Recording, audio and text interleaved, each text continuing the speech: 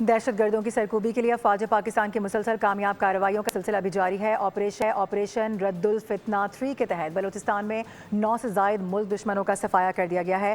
IBO کے بعد searching اور کلیئرنس آپریشن جاری ہے۔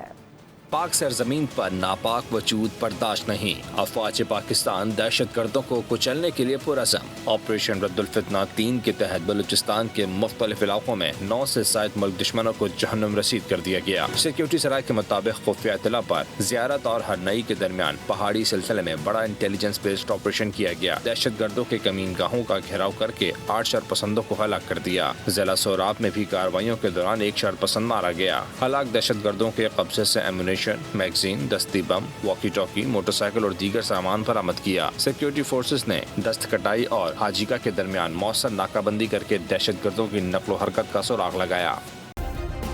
سبسکرائب کریں اور بیل دبائیں تاکہ کوئی خبر رہ نہ جائے۔